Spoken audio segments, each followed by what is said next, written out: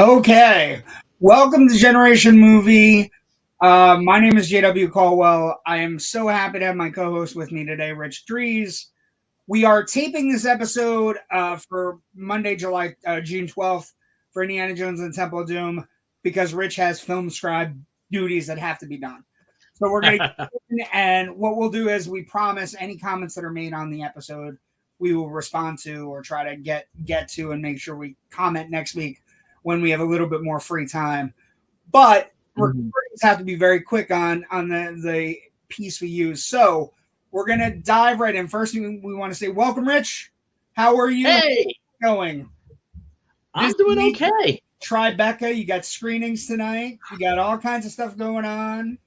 Yeah, it's been a busy last several days since we last talked. But I'm loving it though. Saw some great movies at Tribeca. Saw one big stinker that I was disappointed with. What was the stinker? But a friend of mine seemed to like. What was the stinker? It was called Bad Things. It's a haunted hotel movie, and even if you try to take away comparing it to The Shining, which you're inevitably going to do with any kind of hotel that's haunted movie, there's too many things in it that just feel like it's riffing on The Shining, and I didn't like it at all. I didn't think it worked. I thought the direction was lackluster. Was this a big premiere of Tribeca? Were people excited about this movie? I think it was. It's going to be on Shudder later on in the year at some point because they're listed as like a every hotel has a room 237 though, Rich. So that's what you got to look out for. We are of course on the Indy Escape Network, where you can follow us, subscribe. Please join our YouTube channel, where all of our episodes are currently running. We are also on Facebook, so we have the Indy Escape Network on our Facebook page. Please join us there. That's where this show will be premiering tonight at 10 o'clock as we tape on Monday, so that Rich can make his very important film scribey meetings and screenings. Wow. It's not a Film Scribes thing; it's Film Buff Online thing, but. Although we might be talking about it on Film Scribes as well. Yeah, that's what I meant. Well, I wasn't saying Film Scribes like the show. I was just saying Film Scribe. Oh, okay. like you're being a film scribe because you're a film scribe. But yeah, I don't care about the other show. I care about you. But yeah, you can also find us on YouTube, Facebook, all those places. But we're gonna dive in. Second Indiana Jones movie, Indiana Jones and the Temple of Doom. It is widely regarded as the redheaded stepchild of the Indiana Jones franchise. And I think, first off, this is one of the greatest posters that anybody's ever come out with. When this came out, it was a Mylar quality poster. So it was not see-through. You could it literally was like a full, I have this poster in my possession. So it's a gorgeous poster. This will eventually be the final poster, which we have in the corner. And so, how do you start this? You start with production, as we always do. A couple things that stand out for me production-wise, right? Well, let's face it. When you make as much money as Raiders of the Lost Ark did, you're going back to that well. And not just the well of the lost souls. You're going to the well of money. And the thing is, one of the things that we discussed last week, and we're going to discuss it now, is that they had so much stuff in that Lawrence Kasdan, George Lucas, Steven Spielberg meeting, right? That we talked about last week. That we talked about last week, including, I don't know, Indy running behind a giant gong and a minecart chase, which show up here. And that's one of the first things that you look at when you're talking about the production of this movie is Lawrence Kasdan is a big voice that's in the room for Raiders that is not in the room for Temple of Doom. And, one of the things that comes up often is, like Kasdan said, Lucas and Spielberg both at their time are ending their marriages. And they're in bad spots. They're hanging out together. They're not really in a good place mentally. And both Spielberg and Lucas have commented on this, that a lot of the production of Indiana Jones and the Temple of Doom without Kasdan's voice of reason kind of thing, to kind of smooth out the issues in the script, or the pacing. Like, this movie has a more breakneck pace than Raiders does. Like, there is no breath in this movie, right? It's an hour and 58 minutes, moves at a clip, but Kasdan's not there to, like, you know what I was thinking as I'm reading the Kasdan's not involved. Kasdan kind of steps back, feels it's a little bit more childish. It's a little gross. It's like the inner 11-year-olds of Steven Spielberg and George Lucas. Kasdan was the one who came up with the great sequence where they're having the talk about the arc in the classroom arc sequence, right? Any of you guys ever studied Sunday school? You know what I mean? There is not a moment like that in Indiana Jones and the Temple of Doom. And it's kind of missing, right? It like, the people that come on are working with Lucas on Radioland Murders. And so it's like one of those things where, the screenwriters credited, Willard Hayek and Gloria Katz with a story by Lucas. So it's basically people that Lucas, I'm not saying they're yes people, but they're yes people, right? Like, ouch. And they're not in a bad way. Like, I don't hate Temple of Doom. I think Temple of Doom is people who work well together. They know each other. Yeah. And so they might not necessarily want to give the negative, feedback. But another big thing that comes up in production for this one, a lot of injuries, a lot of sickness on set. Ford hurts his back in a couple of the stunts where they actually have to move a bed in and have it on set so he can lay down in between takes. I mean, I was going to even mention that, because I was thinking about this again as I was watching it before we started. The whole fight between Indiana and the giant Sherpa. By the way, that's Pat Roach, the giant thuggee. He played the giant Sherpa in Raiders of the Lost Ark. He played the German mechanic in Raiders of the Lost Ark. This is the third time he gets to beat up on poor Harrison Ford, but not really, because that was filmed. That whole fight sequence, which leads to the minecart sequence, was filmed right before, was filmed during like a couple weeks break when Harrison Ford's back was kind of I think he herniated it or something, and the doctor told him to lay off everything. Spine, so he was herniated spine. resting. And they're like, well, we got to film something. So Vic Armstrong, Harrison Ford's stand-in, who didn't stand in for a lot. Ford was he stood stands in for that portion of that fight. There's a lot of wide shots, a lot of shots from behind Indy, a lot of shots where that hat just cast the perfect shadow across his face.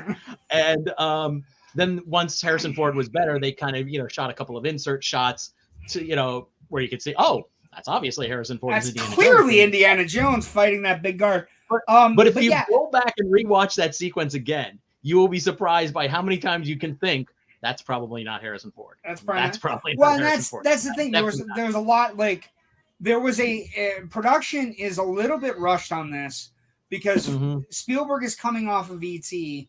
and before Spielberg can go and start doing other things, Lucas has confided in him that he wants him to make a trilogy. He wants to make 3 Indiana Jones movies, and he wants him to direct all 3 of them. But at this point, Spielberg is on the rapid ascension that will be his career for the rest of his life. And, they do a lot of things in production. Another thing that comes up in production is, the script is read by the people who run shooting and filming in India, and they balk. They basically say, hey, we don't like the word Maharaja, we don't like the dinner sequence, we don't like the thuggee cult references, we don't like bringing up evil gods and witchcraft and all kinds of stuff. So they have to insert Sri Lanka for India, and they can't film on location in India. And all the time they were under the impression they were going to be able to film in India. There shouldn't be a problem. But when they get there, they read the script and they're not happy with it. So it's the first time where Spielberg and Lucas are kind of like getting any kind of blowback from this series at all. Well, honestly, I can't blame the Indian government. Oh, God, no. They're absolutely right. It's horrifically stereotypical.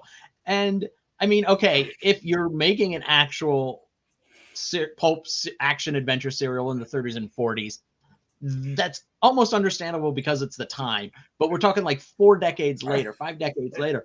And you'd think maybe you could kind of avoid some of those tropes and still come out with a pretty fun movie. Well, that's the interesting thing here. And I think Kasdan alerts when he talks about the sequel, he was like, when I looked at, he glanced it over. I think Kasdan was working on other things. He was definitely not working on this.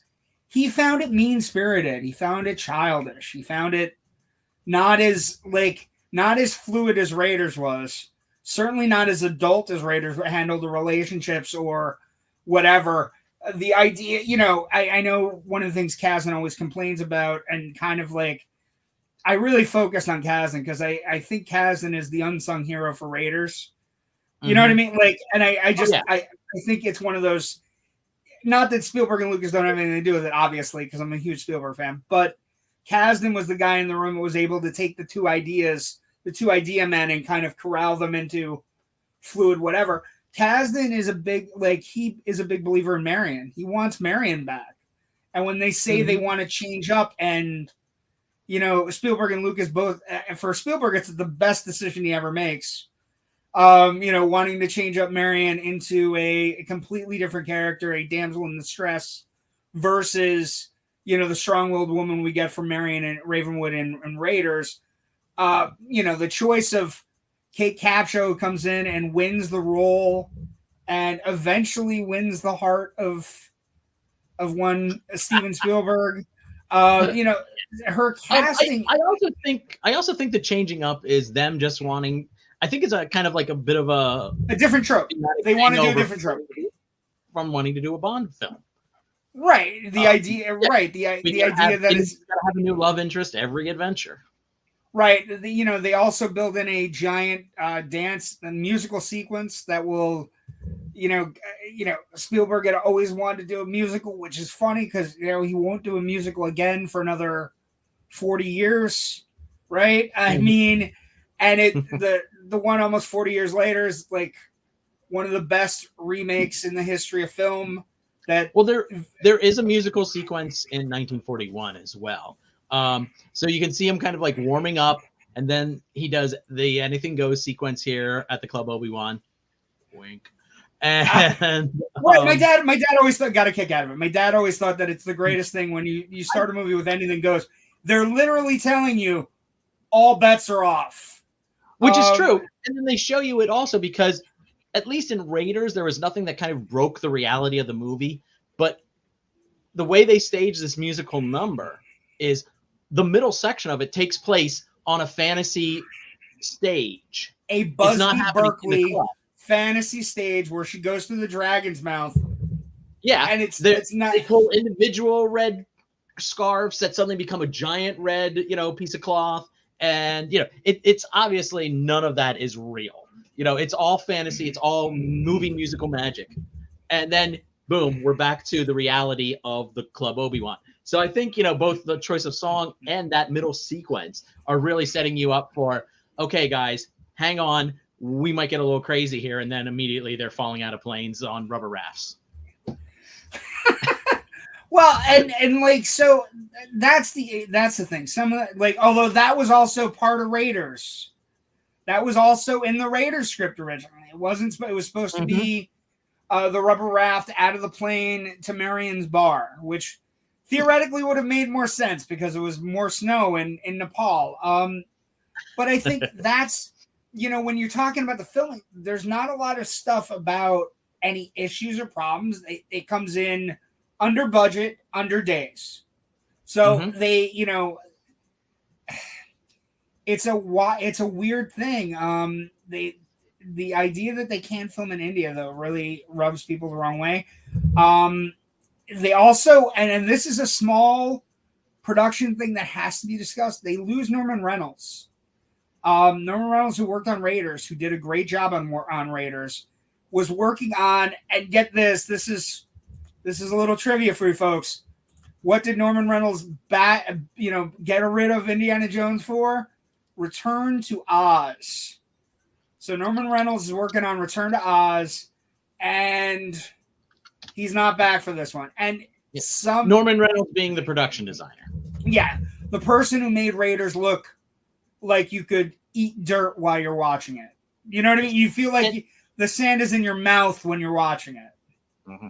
And it should be noted, too, that he did pass away just this past April. Yes. One of the great production designers of all time. The guy who basically designed how much of your childhood might have looked like. Like, you have no idea how much of your childhood he did design. And look him up. It's a great read about his career. But he doesn't work on this one. So that's another small, like, they hire Elliot Scott, who is basically the guy who made Norman Reynolds, who basically was his mentor, right? He comes up with the rope bridge gag, right? He basically hires a bunch of people that are working in the area and just kind of like, they come up with the rope bridge stuff. But Macau also is a place where they can't film in Shanghai because, again, they don't get along with China at this point. So there's a whole issue there. And that becomes the big mammoth part of it. One of the things that comes up, Ben Burtt's sound design on the movie is one of the things in production that cannot be summed up in just a few words, but we're going to try as we're doing an hour show tonight. Yeah, we don't have the time. Ben Burtt's production design. He basically walked into Disneyland with a camera and a pictophone and a microphone and just went around to rides. And that's why the minecart race, which is something I will never understand, why we don't have a minecart race, why we don't have a minecart Disney ride. I don't understand. But OSHA might have questions. I have people. Yeah, you might have questions why. So the production design all comes together. They get a lot of the people from the original.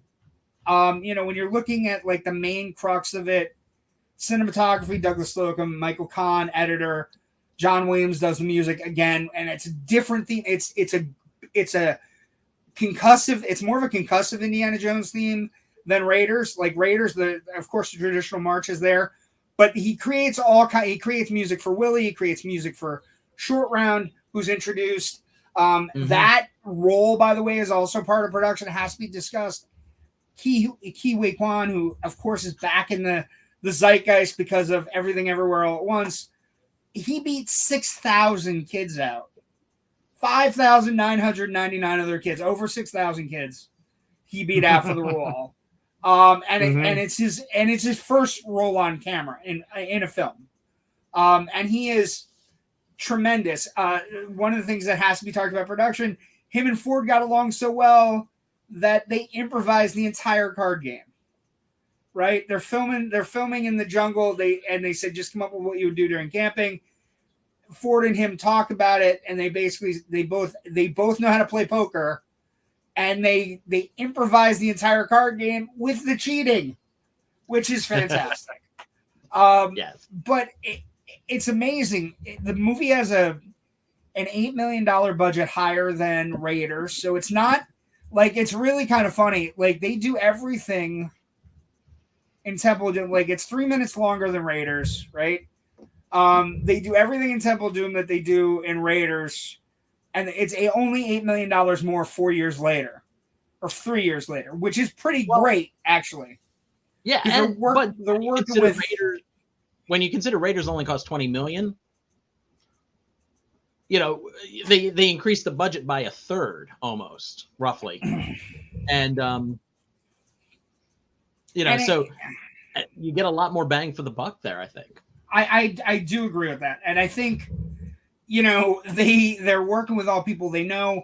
One of the great things about Ford and Spielberg, or Spielberg and Lucas, I should say, is they always incorporate people, and they trust their people to do their jobs. So the minecart scene looks and sounds amazing. All the violent sequences, the gore sequences with the heart and everything we're going to talk about when we do the review and everything, all look fantastic. It wins the Best Visual Effects Award, Oscar. Williams is nominated for an Academy Award, even though it's virtually the same score as Raiders, right? He gets nominated again. So it's those kind of nominations are going to go away though at some point in the future because the way they changed the Academy rules regarding scores needing to be a certain percentage of original material. It is great to have, and a production wise, right? Dennis Muren, Ben Burt, all these people that have come in that worked at ILM, worked on Star Wars, worked on Raiders, work on Indiana Jones and the Temple of Doom. So it's a big family thing, right? Everybody is involved from production wise. So they come in on budget. They come in early, which is Spielberg beginning to hone his craft. This is something that will be a legacy for Spielberg, where he can, it starts out, Jaws is over budget, 1941's over budget. Everything starts out that way, but eventually Spielberg gets to the point where he's doing, directing shorthand, where he can show up, make a movie, it comes in under budget, he hits all his marks. And that's an interesting thing to talk about. When it opens, are you good with production? I think we can move on. Yeah. I think we're flying because we know we have to, but also because I think it's the right way to go. So it opens, and this is where we get some interesting Indiana Jones statistics. It opens May 25th. Hold on, release date. May 23rd, 1984. I am so sorry. 2 days early. May 23rd, 1984. It has an opening weekend gross, Rich, of $25 million. So it's interesting. The budget goes up from 20 to 28. The opening weekend goes from 8 to 25. So we're at the stage of a franchise where, and again, this is in the 80s, so it's a little bit different, but we're in a stage of a franchise where people know what it is and desperately want to see it more than they wanted to see the predecessor. And it, although the interesting thing here is it will not even come close to the legs. When we talked about Raiders played for almost 80 weeks. It got re-released the year after it came out. It was just a juggernaut. So the average release week and run per theater is about 13 weeks, which again, in this day and age that we're talking about, is astounding. 13 weeks. I mean, you look at what we're dealing with in the box office right now, Rich. Fast X is already going straight to direct to video, right? Going right to streaming. And it's grossed a ton of money worldwide, but it's the idea that it's already streaming is kind of like, universal. It's a ridiculous concept, because how can a movie be expected to make any kind of lengthy run or money at the box office if it doesn't have theaters? And so, if I were a theater, I'd be pissed off about that too. Simply because but they've all made deals. I mean, the smaller theaters obviously haven't made deals, but the big chains have made deals that if a movie doesn't hit certain points, that Universal can pull their movies. You know what I mean? And that's what's happening. But when you look back at the heyday, like that we grew up in, the 80s box offices, they were all built on legs. Does a movie have legs? Can a movie last? Can a movie justify its screen? So we're talking about a $28 million budget. It grosses, it's 14% of its total gross, $25 million opening weekend. It has regular 13 weeks run at a theater. It opens at 1,600 theaters, which is almost 600 more than Raiders. But it topples out at 1,600 theaters. It never gets above 1,600 theaters, which is interesting. It ends up grossing $179 million, which, and 153 at the international box office. So 333 total, which is almost $50 million shy of Raiders. So it doesn't have the legs of Raiders. The adjusted box office is $490 million versus $700 million for Raiders. So it's a step down. But what I would also contend with, Raiders had one movie in 81 that was a major challenge, and that was Superman 2. And, you know, had a couple of things that opened during the summer, Clash of the Titans, and a couple other things that were, you know, kind of challenged it, but not really challenged it. When Raiders opens, and this is something, you know, the competition for Indiana Jones is Ghostbusters, Gremlins, and The Karate Kid, which are three of the biggest 80s movies you can shake a stick at. You know what I mean? So not only does Raider, you know, doesn't have the amount of money Raiders made, but it had way more. To me, looking at 81 versus 84, the competition in 84 for summer dollars is way higher. And, you know, it ends up being number 3 domestically. The 179 is third domestically. And the two movies that beat it for the domestic box office title are Beverly Hills Cop and Ghostbusters. Two of the biggest comedy films in the history of film. So, sure. I mean, you know what I mean? Like, it's a weird place that Indy ends up 3, but, you know, it's kind of an interesting dilemma that we're talking and about it. Also two films that we're getting sequels to this year. Yes, we're getting another Ghostbusters, and we're getting a Beverly Hills Cop sequel that will either appear on Netflix or whatever's going to happen there. I'm hopeful we get that Ghostbusters movie by the end of the year, like they said in December, because they're still shooting. I know I have faith. I have faith. Anyway, but the box office, the story here again, aside from the competition, is it's a little bit down, which most people would agree with is a typical sequel kind of divide. Usually, when things come out, you know, a second movie,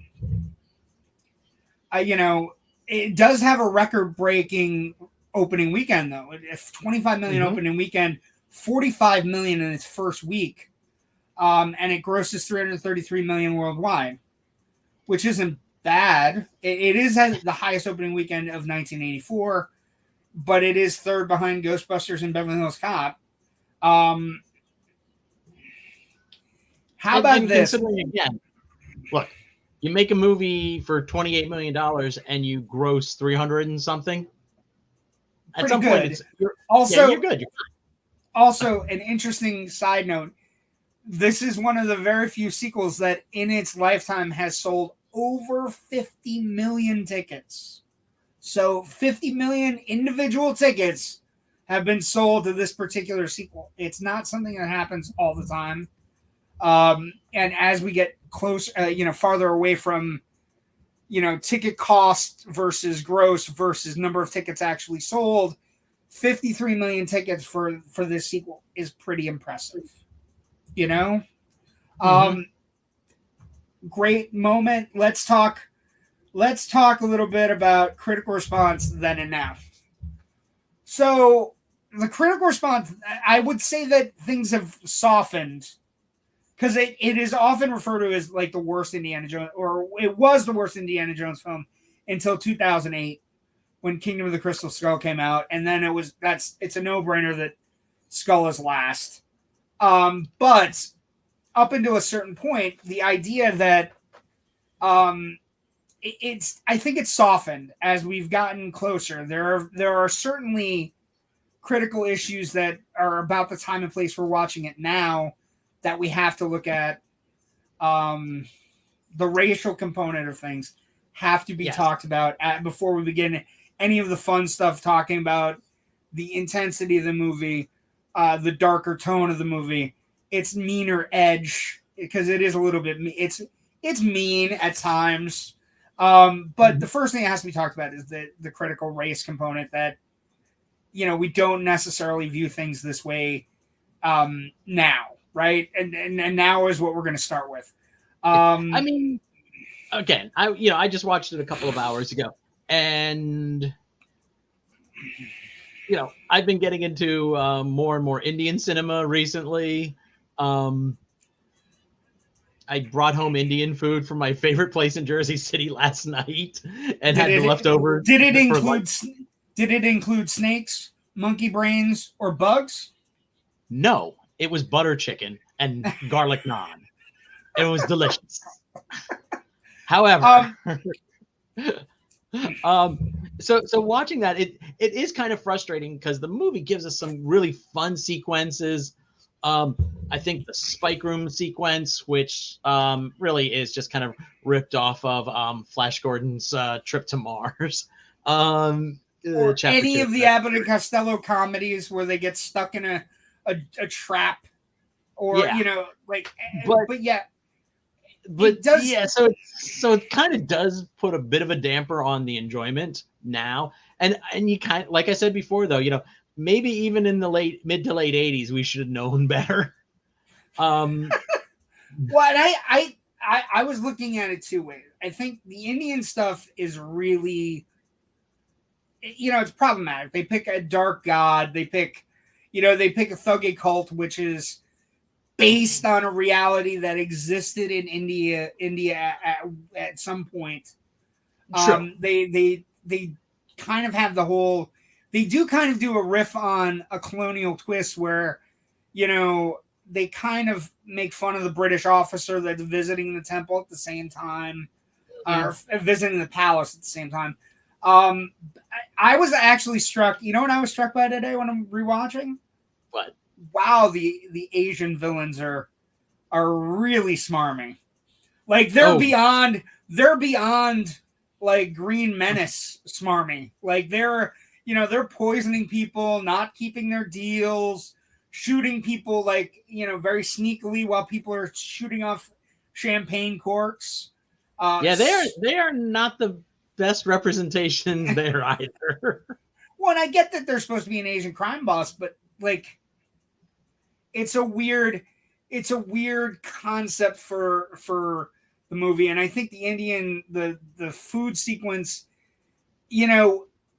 is for me at this moment is less than the Asian problems. I was looking at it today because it's literally beneath them. The jokes in the food sequence are beneath them. And I was reading, one of the Indian actors said it was meant to be a funny haha joke that Steven and him had come up with, and that it landed poorly.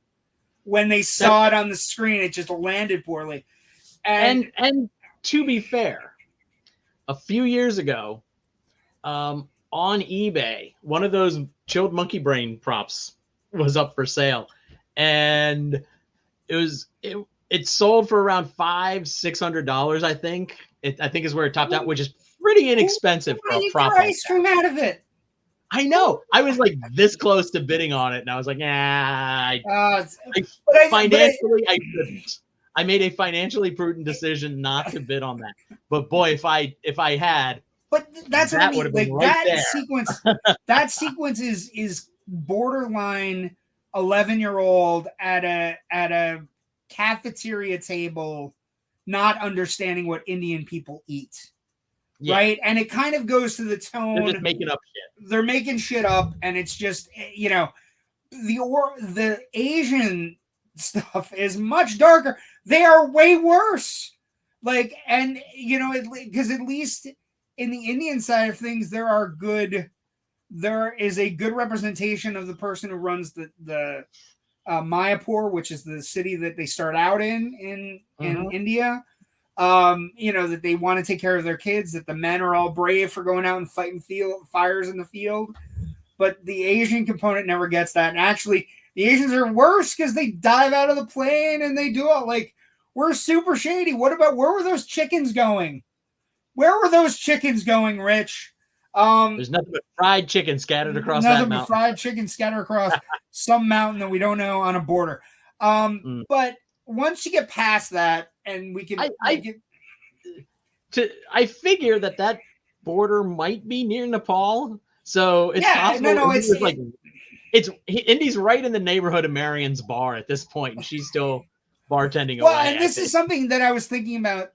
Okay, So this one is about fortune and glory. The name of our episode tonight is Fortune and Glory, the Fortune and Glory episode. But I think it's an interesting, one of the things that has to be brought up as a positive for the Indiana Jones franchise. Yes, he is the white savior. Yes, he does save all the kids and all that other stuff, which is problematic. Mm-hmm. But what is interesting about this particular Indiana Jones adventure, he gets one of the objects back and it doesn't go to a museum in a colonial country. It goes back to the village where it belongs. So there is a positive that basically, you know, Indy realizes that he could get fortune and glory by bringing forth the stone, but the town needs it more, right? Yeah. Well, this movie it's a prequel. And I think it's the first time we've used the term prequel in cinema. I think it was coined because of this movie. Yes. And I think it kind of informs a lot of, retroactively informs a lot of what we see, how Indy reacts, in Raiders. Especially the end of Raiders. Especially the end of Raiders, when he's like, who's working on this? Top men. They don't know what they have. You know what I mean? Like, yes. He's a changed person from the end of Temple of Doom to Raiders, which is, he's now that belongs in a museum, or that belongs, you know what I mean? Like, it's not necessarily fortune and glory. These are good pieces, Marcus. I just need 2,000 to get to Marrakesh. I know where he's selling it.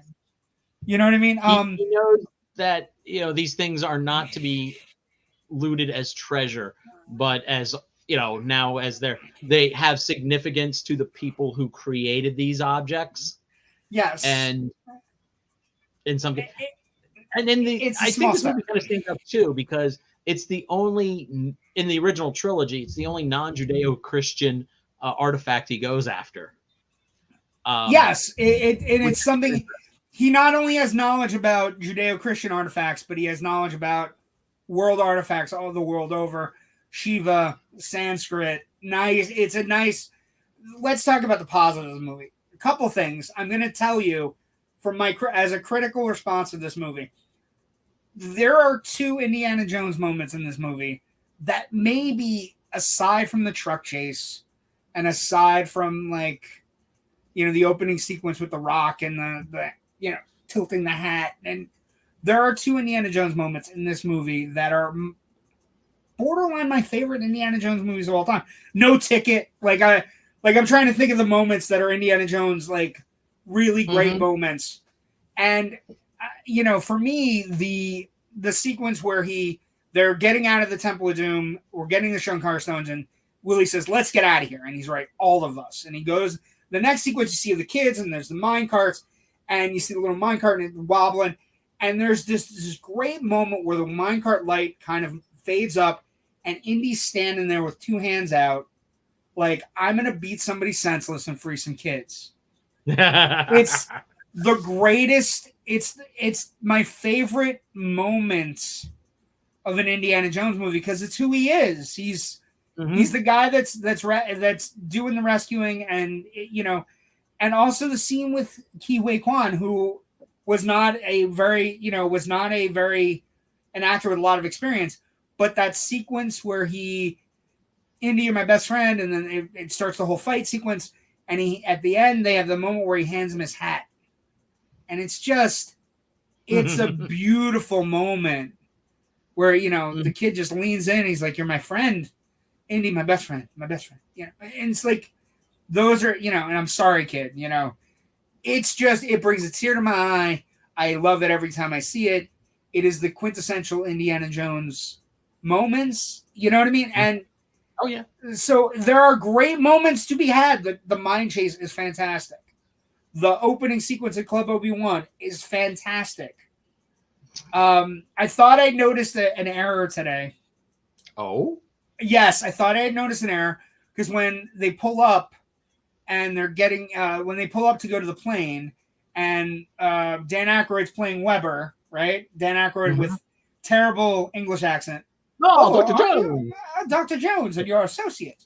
I thought they made an error because they're like, we have 3 seats secured on the plane. I'm like, well, how do they know about Willie? And then I remembered that the guy dies. the guy dies at the hands of the gangsters, right? Yes. His best friend, you know, I go first, Indy, you know, like into the great unknown, which is a great written moment, well acted, and I think also too, you know, it's lets us know that Indy always is having adventures, because I've gone on many adventures with you. It's not like these are isolated incidences in his life. We're just picking up, you know, certain ones. A different one, right? He's always on an adventure. There's always somebody that he's working with that's being touched by Indiana Jones. And it sets, I think, a certain level of stakes in the film, because what if one of Indy's pals just died? Oh my gosh, that means anything's up for grab. We didn't see that happen in Raiders. Well, that's what I mean. Like, and that's part of it. The movie has a darker edge to it, certainly. I also would say that Indy has a darker edge to him. He's much more, you know, he's much more Predator-ish with regards to Willie. There's a darker, meaner tone to it. I mean, he does hit the kid. He does kind of abuse her a little bit. So it's like there's a weird thing there, but there is also, it is intense. It is, I forgot how intense it is. It is also, it has scary moments. It's got, and I'm not just talking about the gross out stuff. It also does feel like it's an 11-year-old, right? It's the best portion of what an 11-year-old would look at a movie and go, that was the coolest moment. The mine chase, the weird dinner, right? Like, and so if you take it that way, and again, I saw it in 84, so I was 10. You know, yeah, we can look at it with adult eyes and go, it's not as good as Raiders. My answer to that for folks is, what is? What is as good as Raiders, Rich? That's fair. Very few things are as good as Raiders. And we'll get into next week about, you know, I know people have The Last Crusade as the #1 indie movie. Okay, we'll talk about it, but Temple of Doom gets a lot of grief and a lot of that it's not as good as the original. And the answer for me on that one going forward is always going to be, what is? What is as good as Raiders? And that's a weird thing. So it's damned if you do. Bar that, you know, no one's going to be able to clear. Right. And even if you kind of come a little close, and I'd say Crusade comes close. Crusade just edges out Temple of Doom for, you know, for the second best in the franchise. You know, you're all still pretty close to the top still. And that's, well, you know, like Spielberg said, kind of like saying, you either it's third place, but it's still, you know, it's the third best diamond, you know, in the world. Yes. Even a bad Indiana Jones movie is better than half the movies you and I see. It's a fair assessment. So when we look at something like, oh, it's only at 54%, when we get to Dial of Destiny at the end of the month, it's only at 54%. Relax, folks. We'll see what happens. What I would also say about Temple of Doom is an interesting thing Spielberg brought up. Spielberg said, I was damned if I did, and I was damned if I didn't. If I didn't make it darker and edgier and change some things, i.e. Marion and a couple of, you know, other pieces, then people would have been like, it's too much like the original. When I changed too much, everybody who loved the original said, you did too much. It's too dark. It's too mean. And I can see that. And what I would say is, as a film, it still has a propulsive nature to it. It, like, I would argue that the rope bridge sequence is fantastic. Oh God. Like it's great. And fun. I would agree with you that, yeah, I would say though, maybe one more polish of the script could have removed a little bit of some of the rough edges, but still left enough new material here that I think Kasdan was what they missed. Yeah. I think Kasdan doing the polish might have been enough to because again, I like Hayek and I like Laurie Katz, but I think Kasdan doing the polish might have been able to go, hey, we don't have to make the Chinese guys quite the Asian folks quite so evil, or we don't have to do this stupid. We can do like an actual dinner sequence that, you know, like I said, it's all about 11-year-olds. It's all about an 11-year-old view of life, and that's where I think it's one of those interesting things. Now, I think it's I watch it like I'm a 10-year-old. So when I watch it, I feel like I'm 10 again. And it's just, I feel like the propulsive elements, the minecart sequence is fantastic. There's thrills, there's daring to it. The sequence, once Indy starts getting the kids out and fighting the guards, and it propels itself the rest of the way. You know what I mean? All the way right up to the end. And it's just, for me, it's fun and it's engaging, and nothing is going to be as good as Raiders, but it has moments where you can see it. It also has moments that an 11-year-old would be discussing in a cafeteria. You know what I mean? Yes. Let's talk about the legacy. Legacy and franchise viability. Obviously, it makes a ton of money. It comes in third. We're going to get a sequel. What I would say, the legacy first legacy has to be discussed. This creates a whole new rating, Rich. There's so much gore and violence in this movie.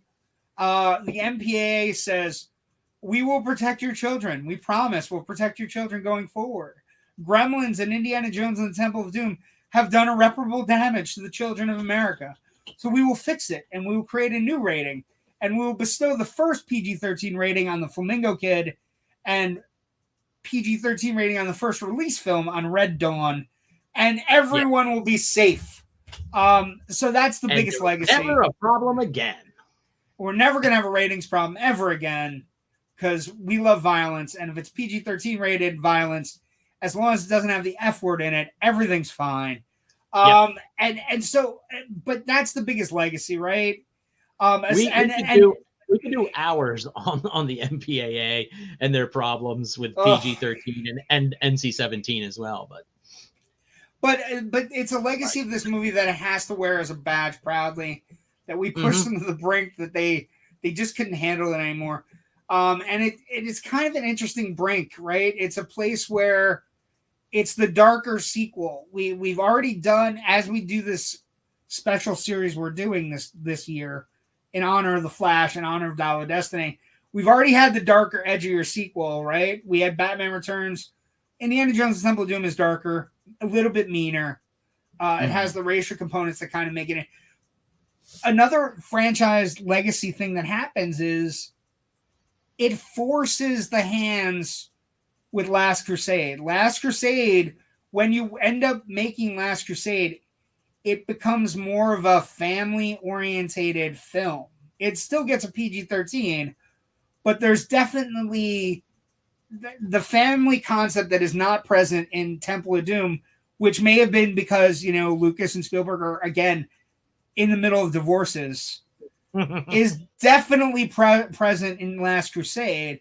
And I think one of the things you have to look at psychologically is, Last Crusade has a bumpy, a buoyant nature to it that is completely different in tone from, we don't get dark India, dark Shanghai. We get Venice and, and the Scottish Highlands, and we get, you know what I mean? We get, it becomes a much nicer, more amiable kind of, we're cool and everything's good. And, and I think that's part of this, And I think people still enjoy the movie. People still enjoy references to the movie.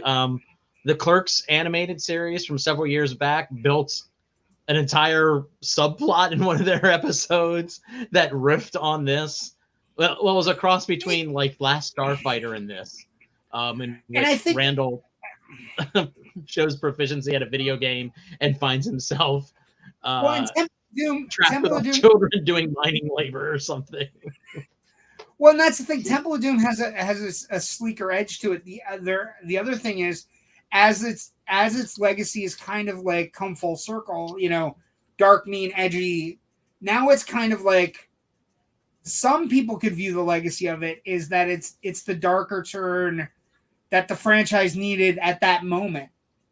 Just because imagine, what if they had done the exact same movie as Raiders? What if they had done something that was a complete cookie board, a cookie cutter kind of sequel?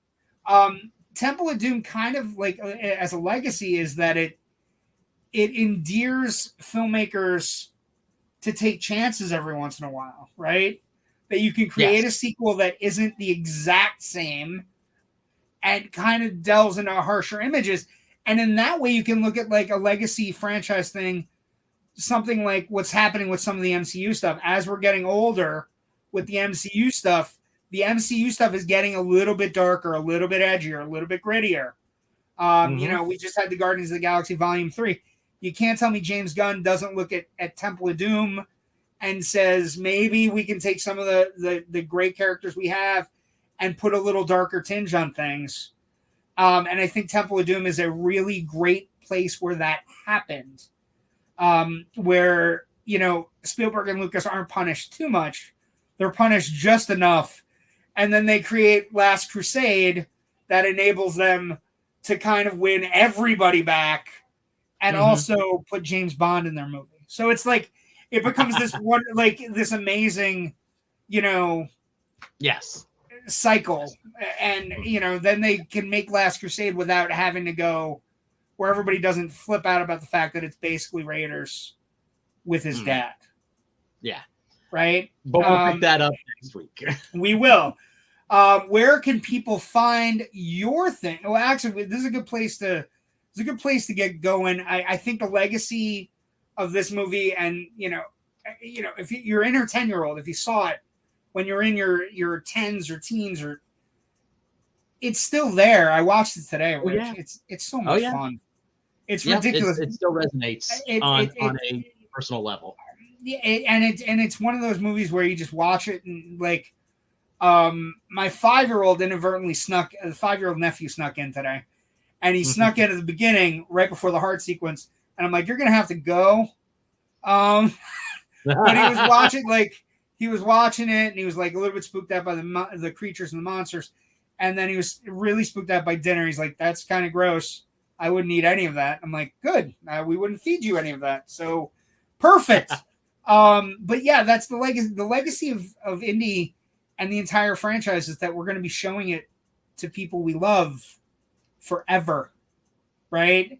There are movies we watch with our families where there are 4 quadrant movies. We're talking grandparents, parents, kids, grandkids. You know, it's the kind of thing. It's the reason why, even though we're getting bad reviews on Dial of Destiny, I have my money on Dial of Destiny possibly being this summer's Maverick. Fingers crossed. And we'll see what happens, just because I think it's the franchise that can get people out of their houses and into wherever. Where can people find you if they're looking to get off their internet and onto your stuff? Where can people find your stuff? All right. All of my film writing is at FILMBUFFonline.com. I'll be rolling out reviews from the Tribeca Film Festival. So many reviews. Got a couple reviews up already. Have an interview with a director of a documentary called Chasing Amy, which was really fascinating, coming up later on. Sav Rogers, by the way, that's the name, correct? Yep. Great guy. I appear on 2 other podcasts. One is the Big Picture Podcast that I do with my best friend, Natasha Bogutsky. We've been on hold for a couple of weeks due to some various things. We're looking to get back to that fairly soon in the next week or 2, I think. A lot of film festivals for you people. A lot of film festivals for you people. Oh, I know.